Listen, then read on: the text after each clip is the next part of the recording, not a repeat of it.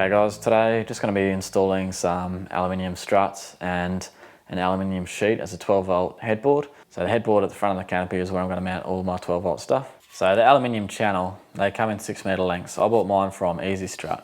You can get your 20mm wall or you can go for a 40mm wall. The wall being that one is 41mm wide, both of them. The 20, I'm using these two short lengths to mount the headboard on. So I have some clearance between the headboard and the existing strut that's mounted and built into the canopy. That way I can get cables from behind the canopy to the front. So I've got one length of the 41mm and one length of the 21mm. They come in 6 metre lengths.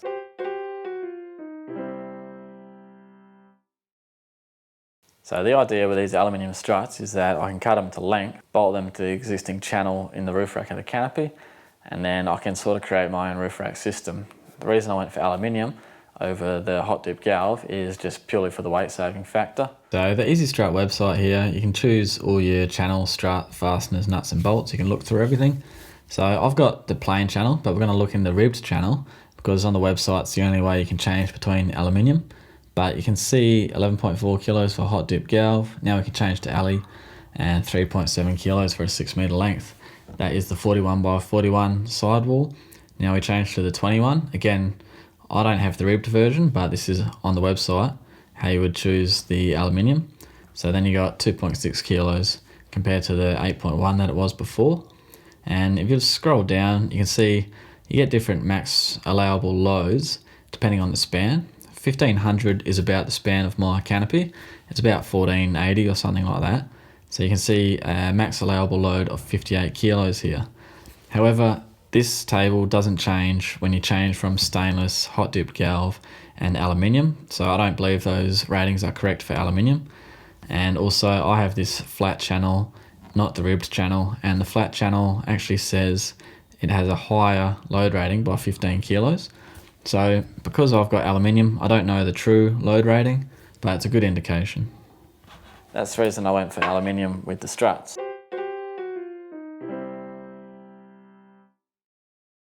So my intention with the struts on the roof rack is pretty basic. Mounting a solar panel, maybe some max tracks and a UHF antenna. So I didn't need a really strong, expensive platform. So here's a good example of a roof rack with the dimensions that would fit my canopy, which is Rhino rack. Now, these are awesome roof racks. I'm not saying my cheap aluminium bars are going to be anywhere near as good as this, but what I'm saying is that this is excessive for what I need at the moment, and I can always upgrade to this in the future when I've saved a bit more money, or I decide that I want to load my roof rack a bit more than I currently have plans for. But to compare $1,300 with about $60 worth of strut, 21.7 kilos, that's pretty light. But these 3 aluminium struts that I've put in only weigh about 2 kilos. I'm saving weight and saving a lot of money because my needs for the roof rack are quite basic at this point in time, and I can upgrade without actually having it be a hit to the pocket. Literally, I'm spending maybe $50, possibly later on down the track, spending a bit higher. Another example here from Front Runner, and again, you're looking at $1,300 and a weight. This one, 26 or 27 kilos. Slightly cheaper one from Roller. Got the Titan tray, same sort of dimensions. A little bit cheaper here, and the weight on this is 18. So again, that's pretty decent for what it is. And then you could go even cheaper again, but this one, probably a bad example, that's 42 kilos. Probably wouldn't go something this big anyway, and also it being steel. So that's just to show you this, just to contrast with these aluminium struts compared to a fully fledged roof rack system. I'm not saying that my roof rack will be anywhere near as good. It won't be anywhere near as strong, that's for sure. But for the purpose that it's serving me at the moment, it's worked out a lot better. So this roof rack design with the aluminium strut, it's not necessarily final, it's just sort of an experiment. I might change to a proper roof rack one day and mount it up there, but at the moment, with the aluminium strut, I'll see what it looks like. If I can get an awning, max tracks, solar panel, UHF antenna, and maybe like a shower awning on the other side, then I'll be happy with that. But it all depends on how strong it is and how stable it is. At the end of the day, that 6 metre length of 41 by 21 aluminium channel only cost me about $49. So I'm not really losing anything by trying to go with this aluminium channel and save weight and cost, and then upgrading later. 6 metre length of the 41mm sidewall for the strut was only about $109. So again, it's not expensive.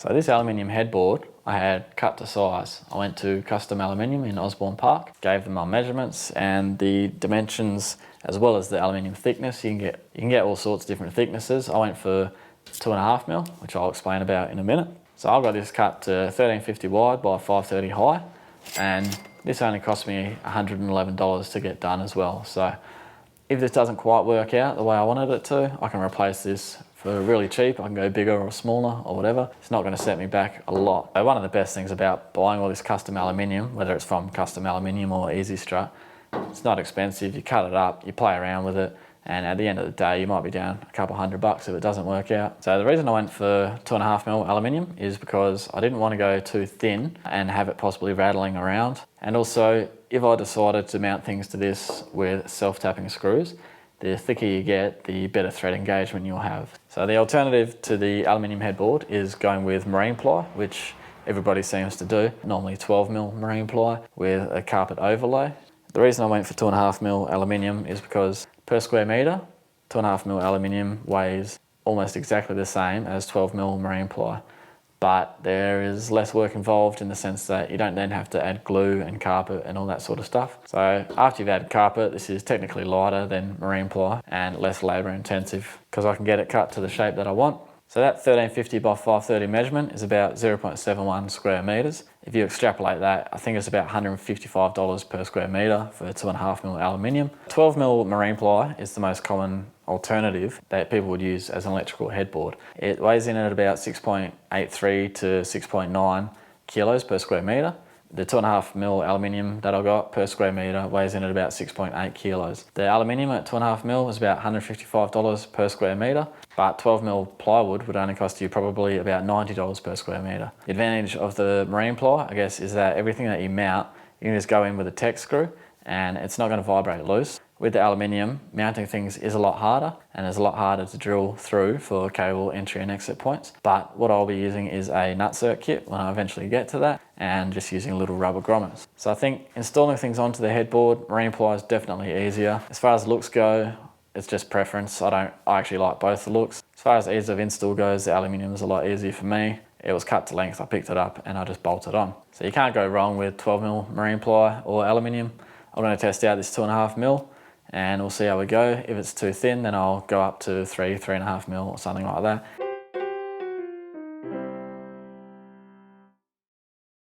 So to mount all of this stuff, you can go through Ezystrut or Unistrut, or what I used was RS Components. And we'll be using zebs, channel nuts. When you're working with channel, you can go through Ezystrut again. What you'll be looking for is fasteners. And what we need are channel nuts. These are channel nuts, commonly referred to as zebs or zebedies. Reason being is because they look like Mr. Zebedee from the Magic Roundabout. So with zebs, there's different options available. Always go for the long spring because you can chop this with sideys to suit any depth of channel. There's no point getting the short spring. Yeah, it's just a waste of time, waste of money, and they're often harder to find. Always go for the long spring. My preference is RS Components. I think they work out a little bit cheaper. So you can see some of the plates that I've recently ordered and zebs and everything. If you're in a hurry and you want to pick up on the day, then head over to Ezystrut and they should stock all this stuff. Ezystrut are by no means expensive, but I just prefer RS Components if I'm buying in bulk because I think they work out a little bit cheaper and it's delivered to your door, but you got to wait for it to be delivered. It could take a few weeks. So to mount all this stuff, I've got a bunch of equipment from RS Components. Square washers, mud guard washers, zebedees. I got M10 and M8 bolts from a local fastener store. So I'll put it all together now and we'll see what it looks like.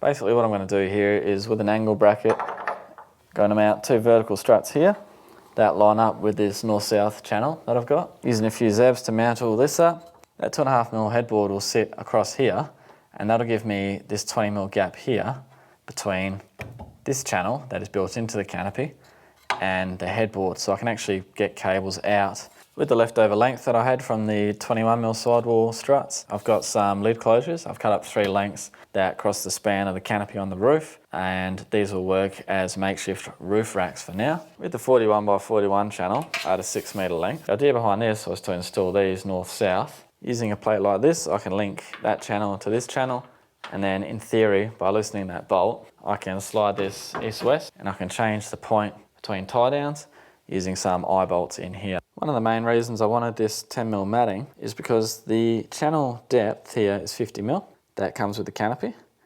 But all the channel that you buy from Ezystrut and Unistrut is all 40mm. So what that rubber matting does, it closes that 10mm gap and it will allow this hopefully to compress onto the rubber mat, and it also stops any sliding and any vibration that might have happened if there was a 10mm gap from this flexing up and down. So this 10mm rubber mat has worked perfectly with this 40mm channel to accommodate it into a 50mm deep channel. I'll get it all in and then we'll see what it looks like.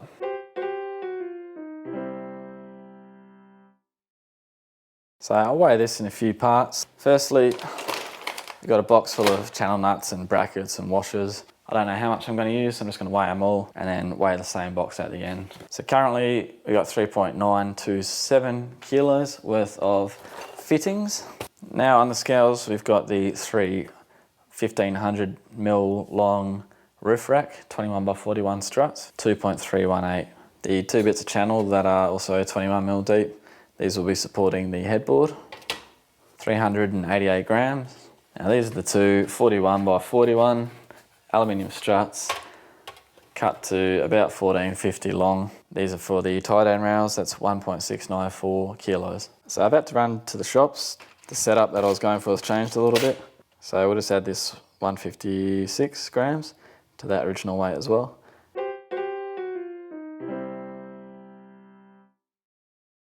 So on the roof of the canopy, I've got these 21x41 struts. I'm going to try and space them out evenly. These channel closures will go in their little end caps. So the plan at the moment is just to have three evenly spaced. The good thing about these zebs running in this channel is that I can just slide the length, the distance in between these to suit, and sliding the zebs around. So one day when I have a solar panel, I can either mount it on top, removing this lid closure, or I can space these to a certain amount and get brackets that'll mount the solar panel level with these. That will allow me to tie things on top of the solar panel.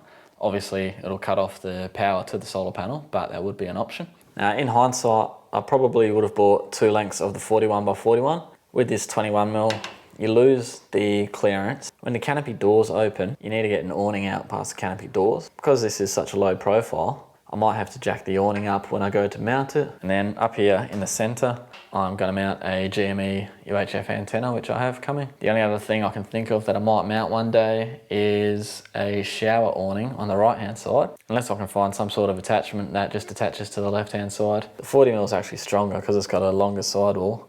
It has a higher load rating. For today, all I'm doing is drilling these holes and just getting them mounted evenly spaced for now, and I'll suss out the final arrangement as I go to mount things to it. I always order the tall springs when I'm getting zebs, just because it's easier to cut it down yourself, and I always like to keep the springs on there so it can't rattle loose. Basically the spring will press it up against the channel, so by keeping the spring on it is firm in there, and to move it just put something in, drag it along to the measurement where you want it to sit.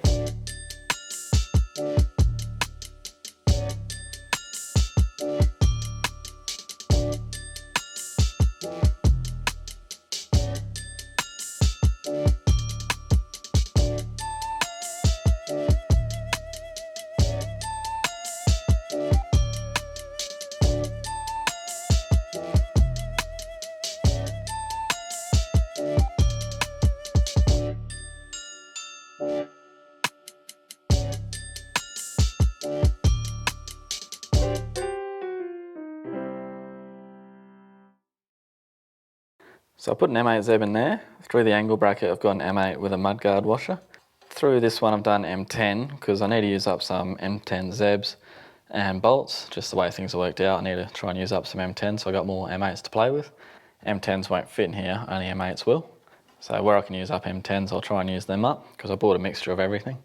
We've got another zeb in there, and that is the upright complete on both sides. Now the whole reason for attaching this upright is so that I have this space here that I can slip cables down and underneath behind this when it goes on. If I had hard mounted this into this, bringing my cables through here would have left me no way of getting out from behind here unless I drilled through this, and choose at what height it sits at. I wasn't actually entirely sure where I wanted it to sit.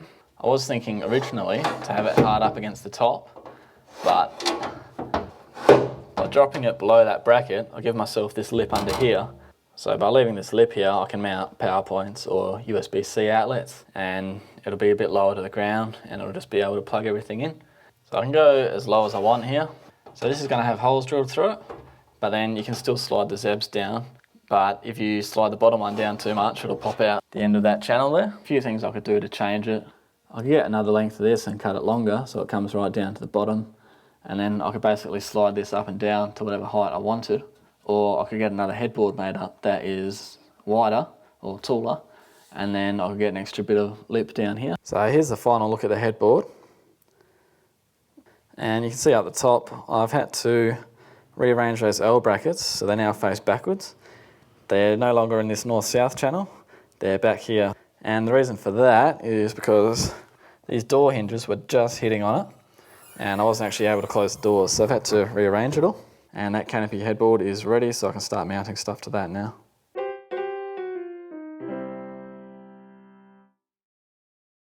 Alright guys, so these are the 40mm sidewall struts. So this is 2 cuts of it. I've actually got 2 cuts left over here. So at the moment this rail on the outside here is fixed. It won't slide anywhere. This will be the outside position. I've used the same zeb that was already in the channel for the jerry can holder on the back wall, so that stays where it is. And then in theory, if I have different load sizes, different widths that I wanted to tie down, I undo the 2 13mm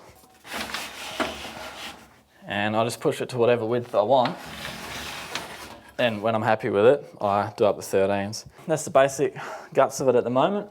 So the idea here is that I get a little eyelet, put it through a square washer, and then I can move this around wherever I want and use this as a tie down. I can fit a ratchet strap through there, or just run a knocky strap across to the other side. This is Stano, so I don't actually want to put this in here because I think Stano and Ali will react with each other. Now these 40s, these leftover bits, I can cut down to do another rail north-south, in which case I could have this close in for one width of load and then the other one a bit further in, and I could go across that and that and that will give me 3 different distances. The other thing I can do is push this to a position where I want it, have things like a swag or something against the back wall and tie it from here down. The other thing I can do is cut this to different lengths, and then depending on what length this is set at, I can find the appropriate length that I've cut, put it in this way, and then I'll have a tie down rail that slides north-south. So if I find a few common widths that I'm setting it at, depending on different loads, then I can just have these cut-offs ready to go, whack them in, and that gives me a north-south tie down as well. There's heaps of flexibility there. So another idea I had, which I'm not leaning towards anymore, just because of how dirty these get, I could have had this and then slid this in, and I could mount the max tracks here. I still could do that. It keeps them off the roof, keeps them safe, they can't get stolen. The only downside is if they get dirty and you're bringing the dirt into your canopy, so I'm not sure about that one just yet, but that's another option, is mounting the max tracks inside the canopy. So that's it for now. I'm not going to do any more because I would need more of these brackets to do anything, and I'm not sure at what lengths I want these cut, so I'm just going to leave it like this for now.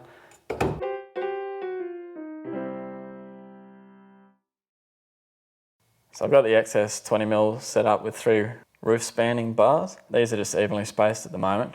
If I decide to put max tracks up here or a solar panel, then I'll change the distance at that time. They don't stand out very much, they're pretty low profile. An M10 bolt wouldn't actually fit through this gap. Gone to M8s for the roof rack.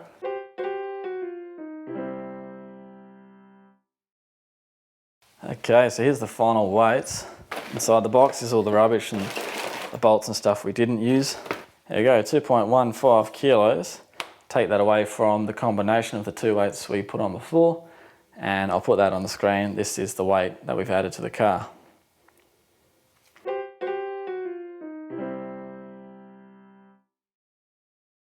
Alright, that's it with the aluminium strut and the aluminium headboard. Pretty cheap mods to do. In hindsight, I would have bought 2 lengths of the 40mm Unistrut, even though originally I wanted the low profile bars for the roof racks and for the headboard. It wouldn't have made a difference. If I did 40 for the headboard, wouldn't have really made any difference. With the roof rack bars, it would have actually been helpful to try and get an awning over these canopy doors, which might not be an issue. It depends on what sort of brackets the awning comes with, but I won't know that until I try and mount the awning. The 40mm Unistrut could have been used to make up different lengths inside as tie down points, whereas the 20 couldn't be used for that. So it had to go on the roof rack because there was no other use for it really. Yeah, so in hindsight, would have got the 40mm. And this is just a starting point with the 2 tie down rails inside and the 3 roof racks. I could change that to 4 roof racks, and obviously I'll add more tie down points at some point. The price of these aluminium struts is really cheap, easy to chop, easy to drill.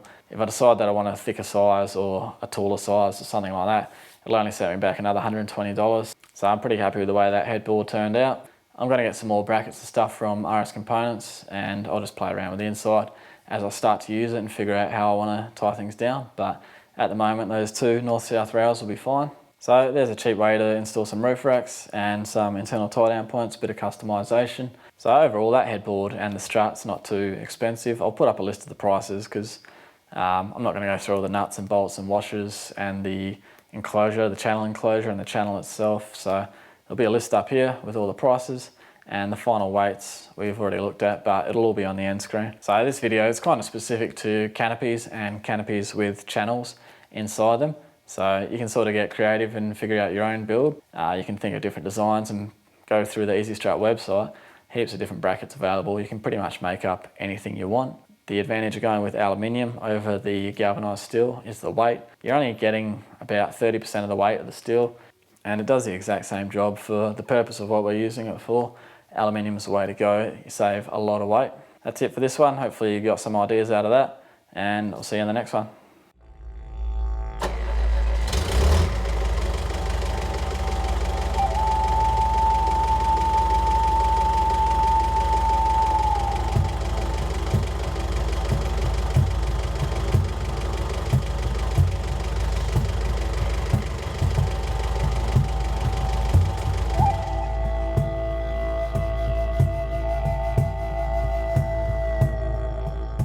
So the aluminium, I went with this aluminium of 41 by 41 Unistrut, cost me about 100, it's Ezystrut.